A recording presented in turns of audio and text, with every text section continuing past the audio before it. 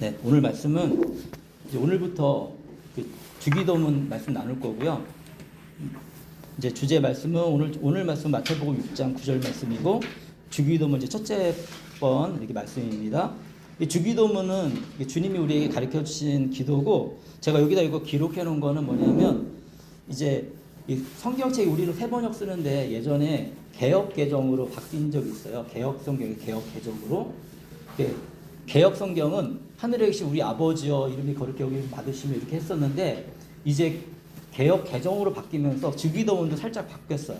우리가 이해하기 좋게. 그래서 가능하면 저희는 이제 사도신경도 우리가 바뀐 거 쓰잖아요. 그죠? 이제 시대 대세는 바뀐 걸 쓰는 거기 때문에 여전히 이제 교회들에서 안 바뀐 걸 써요. 왜냐하면 어르신들이 바꾸기 되게 힘들어 하거든요.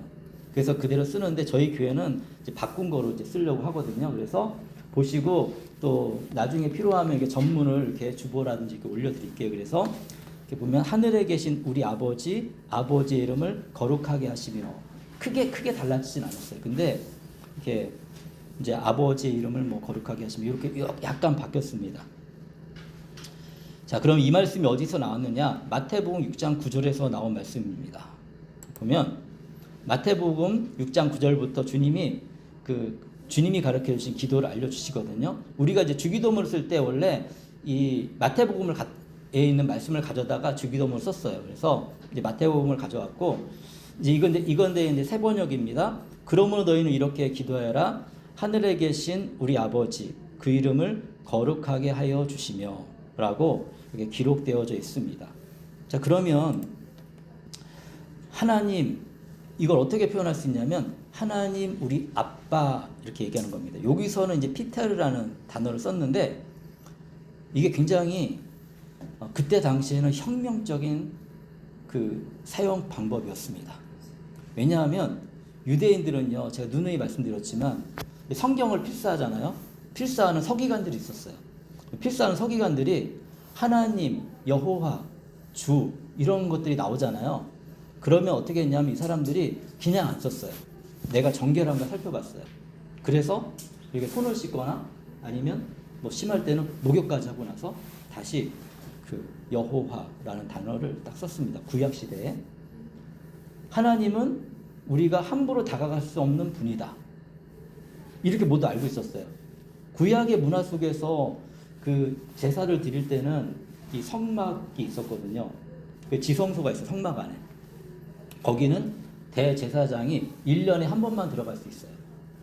왜 그러냐면 이 들어가면 사람들이 다 죽이거든요. 그러니까 그 들어가면 하나님이 그 사람을 죽이거든요. 정결하지 않은 사람이 들어갔기 때문에. 그리고 제가 지난번에 예전에 말씀드렸지만 이 성막이 있으면 성막 주위로 누가 거기서 이렇게 생활했다고 그랬죠? 성막 주위로 무슨 지파? 기억나요? 레이지파. 그렇죠. 레이지파가 성막 이 주변에 있었잖아요. 레이지파가 하는 일이 뭐예요? 물론 하나님의 그 성막을 돌보는 일을 했어요. 근데 또 한 가지 한 게 있죠. 함부로 사람들이 성막 안에 못 들어오고 막 들어오게 막 그렇게 하면 죽였어요.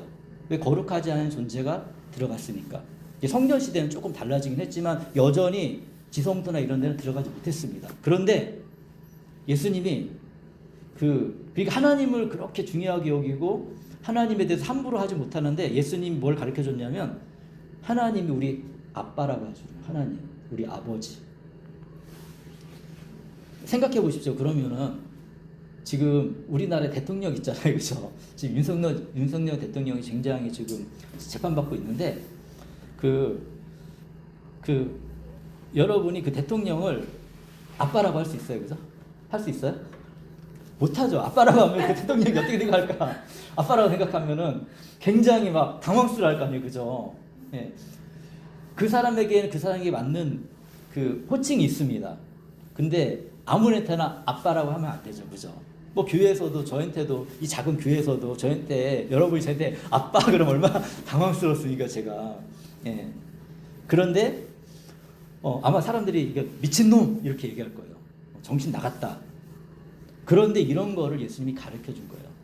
모두 다 미친놈 이렇게 하는 얘기를 예수님이 뭐라고 했냐면 이제부터는 하나님을 아빠라고 불러, 아버지라고 불러라고 얘기하고 있습니다. 그래서 이제 우리 금방 찬양했잖아요. 아바 아버지. 이런 단어들이 몇 군데 또 나오거든요. 여기 쓴 그 헬라어는 파테르라는 단어를 썼지만, 그런데 아바라는 건 아까 조금 아까 설명해 준 것처럼 그 유대인들의 고대 시대에 쓰던 아람어에서 가지고 온 거예요. 아까 설명해 줬지만 그 찬양하기 전에 설명해 줬잖아요. 그래서 그 유대인들이 그렇게 사용하는 언어, 보편적으로 쓰는 언어예요. 이렇게. 그런데 그 예수님이 이런 표현을 자주 썼습니다. 좀 썼습니다. 그래서 정말 썼나 확인해 봐야 되잖아요. 마가복음 14장 36절 한번 볼까요? 마가복음 14장 36절. 네. 마가복음, 마태, 마가, 신약 성경입니다. 14장 36절. 14장 36절에 보면 이렇게 써 있습니다. 네. 36절에 예수께서 이렇게 말씀하셨다. 아빠, 아버지. 개역개정에는 아바, 아버지라고 써 있습니다. 아버지께서는 78페이지입니다. 모든 일을 하실 수 있으시니 내게서 이 잔을 거두어 주십시오. 그러나 내 뜻대로 하여 주시 마시고 아버지의 뜻대로 하여 주십시오. 이게 뭔지 아세요? 언제 기도인지 아세요? 겟세마네 기도에서 십자가에 못 박히기 전에 예수님께서 이렇게 친근하게 아바, 아버지라고 이렇게 호칭한 것을 이 마가가 듣고, 마가가 이제 베드로에게 들었겠죠. 그리고 나서 여기에 지금 기록하고 있는 것입니다. 마가복음은 참고로 이제 그때 당시 이방인들인 사람들이 예수님에 대해서 알아야 되기 때문에 마가가 누군지 아시죠? 마가는 이 바나바의 조카였잖아요. 나중에 베드로의 비서처럼 일을 했는데 그 사도 바울과 함께 선교여행 갔다가 돌아온 사람. 근데 그 사람이 이 마가복음을 기록한 거예요. 네, 그때 당시에 이제 이 복음이 필요했기 때문에 그때 당시 언어로 기록했는데 여기에서 그렇게 아바, 아버지라고 예수님 기도하셨다라고 기록하고 있습니다. 그리고 이런 것들을 사도 바울이 알았는지 바울 서신에서도 이런 표현을 쓰고 있습니다. 한 군데만 찾을게요. 로마서. 우리가 로마서 이제 말씀 전하다가 잠시 멈추고 있는데 뒤로 쭉 넘기시면 로마서가 있습니다. 로마서 8장 15절. 로마서 8장 15절. 로마서는 사도 바울이 로마에 못 갈 수도 있기 때문에 그가 가지고 있는 가치관, 신앙에 대한 가치관, 그리고 신앙에 대한 믿음이 무엇인지를, 우리가 믿는 바가 무엇인지를 또 로마에 써준 아주 중요한 서신입니다. 로마서 8장 15절에 이렇게 얘기하고 있는데요. 여러분은 또다시 두려움에 빠지는 종살이의 영을 받은 것이 아니라 자녀로 삼으신 영을 받았습니다. 그래서 우리는 그 영으로 하나님을, 사도 바울도 얘기해 주는 거예요. 아빠, 아버지라고 부릅니다. 그래서 코드가 맞죠. 그래서 우리가 하나님을 대할 때 아빠, 아버지, 아빠 같은 마음. 언제 아빠라고 부르죠? 성인이 돼서 아빠라고 부르나요? 아니면 어릴 때 부르나요? 어릴 때 부르잖아요. 어릴 때 아빠라고 부르잖아요. 그런 그 마음에는 뭐가 있습니까? 그 아빠를 의지하는 마음도 있고, 거의 100% 신뢰하지. 그때는 100% 신뢰하는 마음이 있고, 성인이 돼가면서 이제 좀 생각이 좀 바뀌긴 하는데 그 친근함이 또 그 안에 담겨져 있잖아요. 그러니까 그런 마음을 가지고 하나님을 대하라. 하나님은 너희들에게 그런 분이다라는 새로운 개념을 우리에게 예수님이 알려주시는 거예요. 그래서 주기도문을 이렇게 기도할 때 하늘에 계신 우리 아버지라고 할 때 아빠라고 해도 돼요. 하늘에 계신 우리 아빠. 이게 어떤 그런 사랑의 마음을 담아서 그렇게 기도하면 너무나 좋죠. 사람도 사랑의 마음을 담아서 이 대화를 나누면 너무 좋은데, 하물며 하나님이 우리가 그렇게 하나님께 나아갈 때 얼마나 좋아하시겠습니까? 어떤 아빠일까? 그럼 이 아빠가 어떤 아빠인지 우리가 좀 알아야 되잖아요. 이거는 어디를 통해 볼 수 있냐면 누가복음 15장을 통해 볼 수 있습니다. 자, 누가복음을 또 가봅시다. 누가복음. 마태, 마가, 누가죠. 누가는 의사이고 사도는 아니었지만 사도 바울과 함께 지내면서 이렇게 아주 또 이 복음서에만 또 있는 내용들이 좀 있습니다. 그리고 이게 예수님이 어린 시절도 누가복음에 있거든요. 지난번에도 한번 제가 언급해드리긴 했는데 가끔가다 이렇게 언급해드리고 왜 누가가 예수님이 어린 시절을 좀 기록할 수 있었을까? 누가는 의사예요. 그때 당시에 여성을 마음껏 만나고 돌볼 수 있는 사람들 의사예요. 그런 얘기를 누구한테 들었겠어요? 마리아한테 들을 거죠. 마리아를 또 이렇게 가까이서 돌보고 하면서 어떤 예수님이 어린 시절 이런 일이 있었다는 것을 누가가 조사해서 또 기록할 수 있었다는 추측이 가능합니다. 그렇다라고 100% 얘기할 수는 없어요. 그렇지만 우리가 이 정황을 통해서 볼 때 그럴 수 있겠구나 생각하는데, 여기에서 예수님이 누가가 기록한 내용 중에 아주 유명한 내용이 있습니다. 11절에 보면 여기 우리 성경에는 되찾은 아들의 비유, 그리고 뭐 돌아온 탕자의 이야기, 이런 우리가 좀 한 번씩은 들어봤던 말씀인데, 여기에서 그 아버지의 마음을 우리가 정말 절절하게 느낄 수가 있습니다. 그래서 비유를 말씀하시는데 11절에 보니까 예수께서 말씀하셨다. 어떤 사람에게 아들이 둘이 있는데 작은 아들이 아버지에게 말하기를 아버지, 재산 가운데 내게 돌아올 몫을 내게 주십시오 하였다. 그래서 아버지는 살림을 두 아들에게 나눠 주었다. 그런데 여기서 우리가 좀 기억해야 될 건 뭐냐면, 부모에게 재산을 주세요라고 했던 거는 당시에는, 지금은 뭐 좀 나눠줄 수 있죠. 근데 당시에는 뭐냐면 이제는 아버지가 필요 없습니다 라는 말하고 똑같은 거예요. 나는 내 자유롭게 살겠습니다 라고 하고 내 몫을 주세요 라고 얘기하고 떠나가는 거랑 마찬가지예요. 이게 굉장히 예의가 없는 거예요. 그러니까 우리 생각으로 들으면 안 돼. 당시에 이스라엘 사람들이 이야기를 들었을 때 진짜 버릇없는 녀석이네, 어떻게 그런 말을 하지? 이런 생각이 바로 드는 겁니다. 13절에 며칠 뒤에 작은 아들은 제 것을 다 챙겨서 먼 지방으로 가서 거기에서 방탕하게 살면서 그 재산을 낭비했다. 근데 아버지가 주세요. 그리고 이 아들은 그걸 가지고 가서 사업을 멋있게 하고 가업을 막 일으키고 이런 게 아니었어요. 마음속에는 아버지가 부자니까 이 돈 갖고 내 마음껏 이 젊음을 즐겨보자 라는 마음을 가지고 그렇게 돈을 허랑방탕하게 썼습니다. 허랑방탕하게 썼다는 건 저도 개혁개정을 벗어날 수 없기 때문에 예전에 허랑방탕하게 썼다 이렇게 기록되어 있는 게 제 머릿속에 남아있네요. 14절에 그 모든 것을 탕진했을 때, 다 써버렸을 때 그 지방에 크게 흉년이 들어서, 하필이면 또 근데 그 지방에 흉년이 들었어요. 그는 아주 궁핍하게 되었다.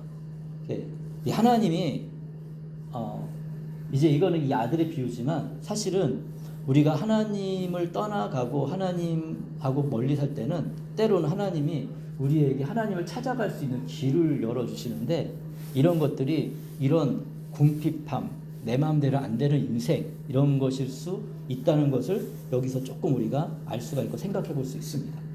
15절에 그래서 그는 그 지방 주민 가운데 한 사람을 찾아가서 몸을 의탁하였다. 그 사람은 그를 들러 보내서 돼지를 치게 합니다. 그러니까 이방인 땅인 거예요. 돼지를 치게 했다는 거예요. 그리고 유대인들이 정말 싫어하는 동물이 있는데 돼지예요.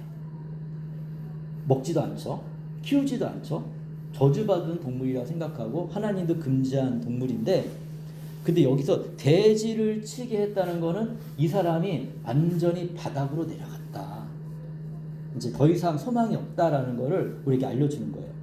그리고 어느 정도냐면 16절에 그는 돼지가 먹는 쥐엄 열매라도 좀 먹고 배를 채우고 싶은 심정이었으나 그에게 먹을 것을 주는 사람이 없었다라고 얘기하고 있습니다. 쥐엄, 돼지보다 못한 거예요. 그러니까 돼지에게 주는 사료도 주지 않은 거예요, 이 사람한테. 그러니까 얼마나 비참합니까, 사람이 인생이. 그런데 그렇게 어려움이 되니까 17절에 그제서야 그는 제정신이 들어서 이렇게 말했다. 속으로 얘기하는 거예요. 내 아버지의 그 많은 품꾼들에게는 먹을 것이 남아도는데 나는 여기서 굶어 죽는구나. 하나님을 비유로 얘기하는 거예요. 진짜로 하나님은 어떤 분이신가, 구약의 하나님과 또 신약의 하나님과 또 다른 어떤 경험을 주는데, 우리가 또 삶을 통해서 경험하지만 하나님이 참아주시는 거, 우리를 돌봐주시는 거, 이런 거 알잖아요. 그죠? 한번 하나님에 대해서 맛을 우리가 느끼면 그 다음에 이게 우리 마음속에 사라지진 않아요. 근데 우리가 이제 반항하거나 저항하거나 하나님 좀 멀어질 수 있죠. 그랬을 때 하나님이 우리에게 이런 환경을 주시는 것은 제가 누누이 얘기하지만 사실은 감추어진 축복입니다. 왜냐하면 하나님을 다시 찾고 아버지를 생각할 수 있으니까. 이렇게 많은 경우에 진짜 바닥까지 내려가야지 하나님을 찾는 경우가 굉장히 많이 있더라고요. 사실 저도 그런 사람 중에 한 명이었습니다. 그래서 18절에 내가 일어나 아버지에게 돌아가서 이렇게 말씀드려야겠다. 아버지, 내가 하늘과 아버지 앞에 죄를 지었습니다. 하늘과 아버지 앞에, 하나님과 아버지 앞에. 이게 연결시키면서 무슨 말을 하고자 하는지, 예수님이 하신 말씀이 이제 무슨 말을 하고자 하는지 알려주는 거죠. 우리는 연약하기 때문에 그럴 수 있어요. 19절에 나는 더 이상 아버지의 아들이라고 불릴 자격이 없으니 나를 품꾼의 하나로 삼아주십시오. 품꾼이라도 내가 아버지 밑에 사는 게 훨씬 지금의 삶보다 좋다는 걸 알기 때문에 이제 아들 자격, 제가 다 아들로서 자격이 없으니까 다 버리고 아버지 그냥 품꾼으로, 일꾼으로 저를 삼아주십시오 했을 때 20절에 그는 일어나서 아버지를 갔다. 그가 아직도 먼 거리에 있는데, 이게 놀라운 거죠. 그의 아버지가 그를 보고 측은히 여겨 달려가 그의 목을 껴안고 입을 맞추었다. 네, 내용이 더 있지만 궁금하시면 더 읽어보시면 되고, 이 장면을 통해서 우리 예수님이, 우리 하나님이 우리를 향한 마음이 어떤 건지 우리가 이해할 수 있어요. 삶을 살다 보면 우리가 잊어버릴 수 있는데 다시 한번 이 말씀으로 돌아와서 이렇게 한번 읽어보면 하나님이 나를 정말 사랑하시는구나, 나를 용서하시는 분이시구나. 우리는 정말 신약시대에 태어났기 때문에 정말 행운인 게 뭐냐면, 신약시대 예수님 삶을 우리가 쭉 보고 있잖아요. 우리 샤샤랑도 제가 성경을 읽으면서 쭉 예수님의 삶에 영화도 다 봤고 이렇게 살펴보고 있는데, 예수님은 이때 예수님은 우리를 막 저주하거나 막 우리를 막 내팽겨 버리거나 그러잖아요. 심지어 이방이라 할지라도, 유대인들이 다 버린 이방인이라 할지라도 예수님께 다가서면 긍휼히 여겨주시고, 그리고 뭐 혈우병 걸린 그 여인이 예수님 옷자락만 만져도 예수님에게 능력이 나가서 그 사람이 치유되어지고, 예수님을 만나면 사람이 회복되어진다. 육체면 육체, 정신이면 정신, 어떤 삶이면 삶, 이런 것이 회복되어진다는 걸 성경은 끊임없이 얘기해주고, 제자들도 마찬가지예요. 제자들도 뭐 처음부터 막 위대한 사람들이었으니까 어중이 떠중이 같은 마음의 소망은 있지만 어떻게 살아가야 될지 모르는 그런 제자들이 예수님을 만나고 예수님과 3년 동안 같이 지내다 보니 예수님이 그들을 특별한 사람으로 인도해 주셨죠. 그러니까 누구를 만나느냐가 인생에 있어서 굉장히 중요하고, 예수님을 만나는 게 너무 좋고, 예수님이 어떤 사랑으로 우리를 돌봐주시는지도 이런 예수님이 가르쳐 주신 것을 알 수 있는 거예요. 예수님이 이렇게 말씀하셨는데 이렇게 우리를 대우해 주지 않으시면 우리는 좀 당황스럽죠. 그런 예수님을 어떻게 신뢰할 수 있겠습니까? 이렇게 좀 신뢰할 수 없잖아요. 이렇게 우리의 삶 속에서, 사람과의 관계 속에서 내가 이 사람을 이렇게 생각했는데 실망하는 걸 발견하면 마음이 막 무너지잖아요. 아, 저 사람이 저랬구나 하면서 이렇게 좀 많이 실망하고 신뢰가 안 되는데, 하물며 우리가 믿는 신앙의 대상이 이렇게 우리에 대해서 어떻게 대하시는지, 어떤 마음을 갖고 계시는지 한번 생각해보고, 이거는 근데 제가 설교로는 알려줄 수 있지만 아는 거는 삶을 통해 알아야 돼요. 그래서 제가 대신 기도해 줄 수도 없고, 기도는 해주는데 제가 대신 우리 성도님들이 될 수는 없잖아요.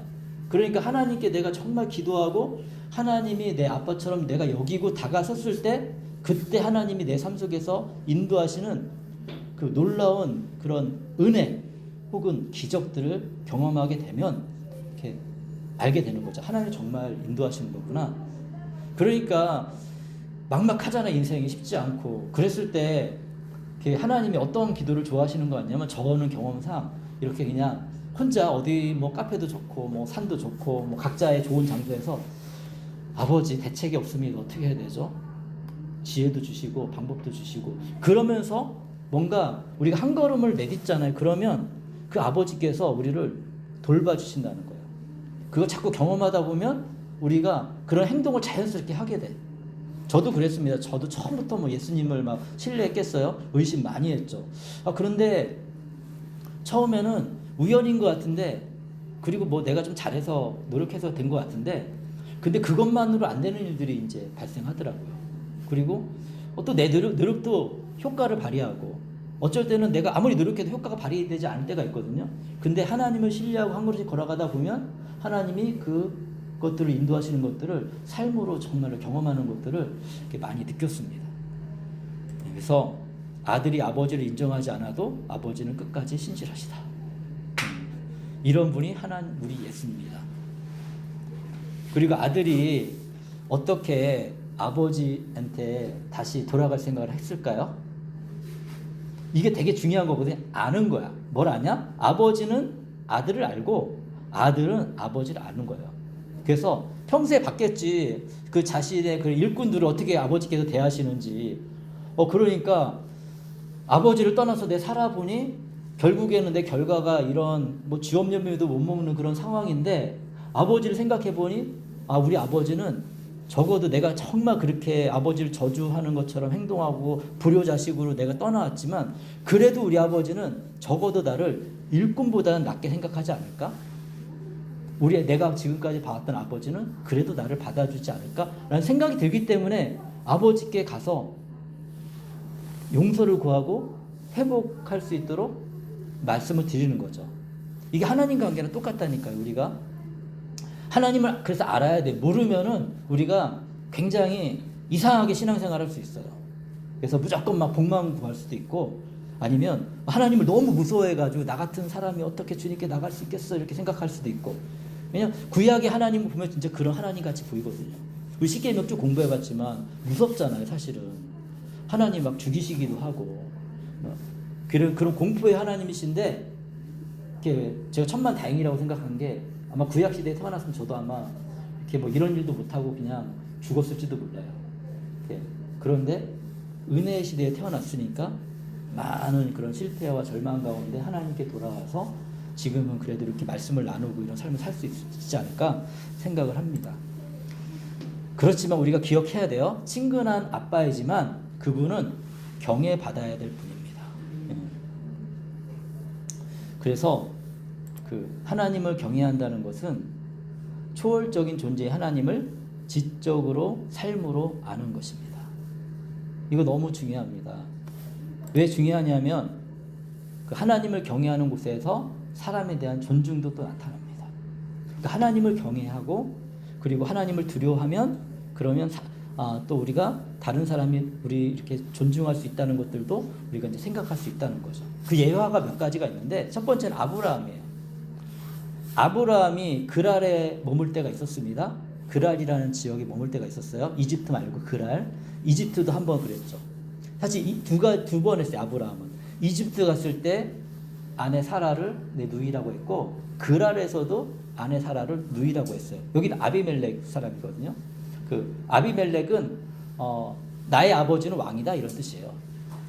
그런 그 사람이 근데 이 사람은 하나님을 몰라요. 하나님 모르니까 아브라함을 죽일 수 있잖아요. 아브라함 하나님 알았어. 근데 아브라함도 완벽하지 않은 거예요. 그러니까 저는 충분히 이해가 됩니다. 하나님을 오래 알았지만 그런 상황이 아브라함도 쉽진 않았지. 믿음의 조상이기도 하지만 또 그때 문화도 사실은 영향을 미쳐요. 그때 문화는 그런 문화였어요. 그러니까 지금 하나님 아는 시대에 예수님 시대에 예수님 믿는 여성분들은 진짜 복받은 겁니다. 왜냐하면 그때는 그냥 여성은 그냥 내 소유물이었어요. 그렇게 해도 되는 존재였고 내 생명을 위해서는 여성을 그냥 내 재산을 희생하는 게 훨씬 좋은 일이라 생각했어요. 근데 문제는 뭐냐면 하나님은 사라를 통해서 이삭을 주기 원했잖아요. 그러면 사라가 없어지고 아비멜렉의 아내가 돼버리면 안 되잖아요. 이런 상황 속에서 아브라함이 고민하는 건 그래도 아비멜렉이 하나님을 모르고 하나님 존중하는 사람도 아니니까 그렇게 거짓말을 했죠. 그랬는데 하나님은 어떤 분이시냐? 사라를 보여주셨죠. 아비멜렉의 이렇게 꿈에 나타나고 막 그래가지고 이렇게 더 이상 괴롭히지 않도록 이런 과정을 통해 사실 또 아브라함은 또 이렇게 약간 부유하게 되기도 합니다. 특별히 이집트에서 나올 때는 이렇게 사라 받은 대신에 많은 재물을 줬거든요. 그런데 이제 그거 뭐 돌려달라 해가지고 네 나가 이렇게 얘기했거든요. 그러면서 아브라함이 이제 거부가 되어지는 이런 상황들이 발생하고요. 그 다음에 또 하나님을 잘 모를 때 우리가 그리고 상대방이 하나님 모른다고 했을 때 또 이런 상황들, 그러니까 하나님을 모르면 이런 일이 발생합니다. 야곱의 아들들이 11아들들이 요셉 앞에 섰습니다. 근데 요셉 앞에서 벌벌 떨었죠. 그리고 사실은 이들은 사실 하나님에 대해서 조금 알긴 알았어요. 마음에 어떤 일이, 그 내용을 아시면은 기억할 텐데, 뭐냐면 우리가 요셉을 팔아서 하나님이 우리 이렇게 벌 주시는 것 같다라는 생각이 들었어요. 그런데 요셉은 하나님을 알고 있었고, 만약 요셉이 하나님을 몰랐다 그러면은 자기를 팔아버린 형들이고 막, 그러니까 사람의 마음은 굉장히 권위적이고 원수를 갖고 싶은 마음이 진짜 많을 거예요. 우리 마음이 원래 그래요. 우리의 그 부패한 마음은 그런 마음이 진짜 꽉 차 있는데, 그런데 이제 하나님의 사랑을 요셉도 경험하다 보니, 하나님을 알다 보니 용서의 용기가 생겼고 용서했죠. 근데 용서하는 거 쉽게 용서하진 않습니다. 요셉도 보면 머리가 좋은 사람이니까 머리를 잘 써가지고 좀 약간 괴로움도 주고 고통도 주고, 그 중에서 자기를 완전히 팔아먹게 하는 시므온을 가다 놓고 막 이렇게 하잖아요. 그렇게 하지만 결국에는 어떻게 했습니까? 형제들을 받아들이고, 이것 때문에 또 하나님의 놀라운 역사가 일어나죠. 그러니까 여기서도 우리가 알 수가 있네요. 하나님을 알고 우리가 또 용서할 수 있는 힘도 생기면, 이 힘이 생겨야 되거든요. 시간이 필요해요. 요셉도 얼마나 많이 기다렸습니까? 그러면 하나님이 그걸 통해서 또 놀라운 역사, 놀라운 일들을 우리를 통해서 만들어 가시는구나, 이것도 생각할 수 있고요. 그 다음에 산파, 시브라와 부하, 이 사람들이 하나님을 알았어요. 그래가지고 남자아이들이 이렇게 태어나면 바로가 다 죽이라고 했는데, 나일강에 던져버리라고 했는데, 이렇게 거짓말, 사실 약간 거짓말했죠. 우리 거짓말하지 말라 했을 때 요거 약간 언급했잖아요. 어떤 경우에 이렇게 성경에도 이렇게 거짓말이지만 어떤 그런 하나님의 큰 어떤 일을 위해서 약간 이제 그 말을 좀 이렇게 바꿔서 얘기한 게 있는데, 히브리 여자들은 힘이 세가지고 우리가 도착하기 전에 애기를 낳아버려요 해가지고 다 살려냈거든요. 근데 하나님이 이런 걸 하나님이 귀하게 보시고 축복을 하신다 라는 것을 또 성경에 분명히 또 기록을 하고 있습니다. 근데 이 사람들도 이렇게 하게 된 이유는 뭐예요? 하나님을 경외하고 하나님 두려워하는 마음이 있으니까 이런 일을 하는 거죠. 그래서 이런 걸 통해서 우리가 생각해 볼 수 있는 거는, 정말 하나님 우리 아빠라고 하는데, 우리가 하나님은 경외해야 될 대상이라는 것들도 우리 마음속에 새기고 있어야 된다. 그렇지 않으면 좀 엉뚱하게 이상하게 나갈 수 있어요. 하나님 우리 아빠 뭐든지 다 용서해 주신 분이고 편안하게 만날 수 있으니까 무시하고 막 그럴 수 있잖아요. 그죠? 그러면 누가 나를 무시하면 내 마음이 어때요? 너무 사랑스럽고 예뻐가지고. 그러니까 예수님의 인내가 정말 대단하다는 거예요. 우리 인생을 생각해 보시죠. 내가 예수님의 마음을 얼마나 아프게 했고, 사실 좀 여러 가지 우리가 흔들리는 것들도 얼마나 많은지, 그리고 별의별 우리가 악한 일을 많이 했는데, 근데 신약시대 예수님은 우리를 불쌍히 여기시고 기다려주시고 또 돌봐주시고, 버리진 않아요. 하나님이 우리를. 그게 하나님의 너무 놀라운 은혜고, 그래서 이제 한번 하나님을 알았으면 끝까지 한번 믿고 신뢰하고 믿음의 걸음을 한 걸음씩 가보십시오. 그러면 하나님이 정말 내 삶을 이렇게 인도하셨구나라고 고백이 되어져요. 물론 이런 가정 속에는 하나님과 나의 개인적인 관계가 분명히 있어야 돼요. 그거 없으면 교회에 나와서 일요일 한번 예배 드리는 거로 결코 그 삶을 얻을 수는 없습니다.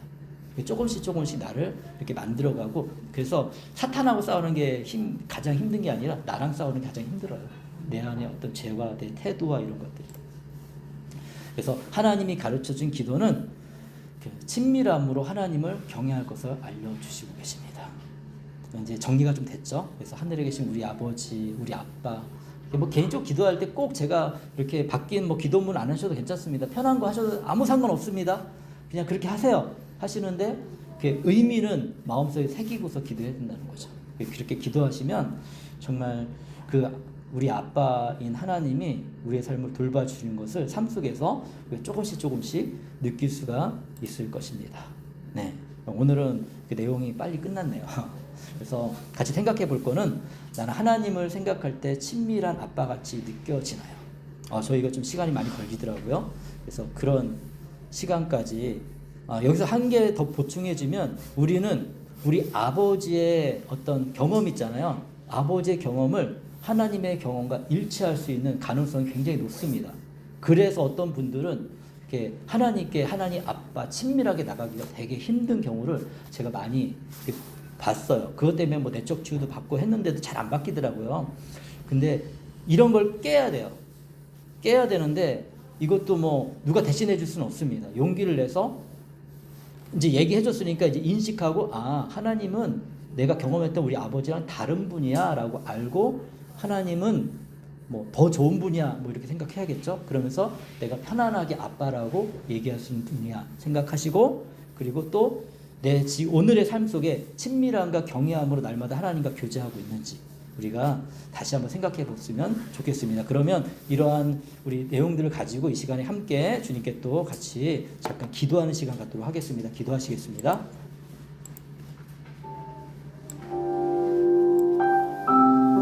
하나님 우리 아버지, 나의 아빠 되신 주님, 주께 맡깁니다. 기도하겠습니다. 신실하신 하나님 아버지, 저의 아빠가 되어주셔서 정말 감사합니다.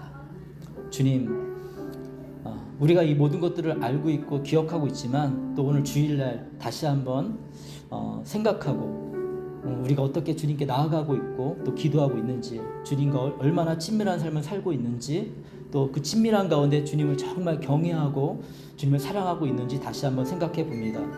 주님, 한 주 동안 살아갈 때 주님과 친밀한 우리 모든 성도님들 되어줄 수 있도록 도와주시고, 정말 우리에게 있는 모든 어려움들, 또 우리가 극복해야 될 것들, 감당해야 될 것들을 하나님 안에서 잘 감당할 수 있도록 주님 도와주시옵소서.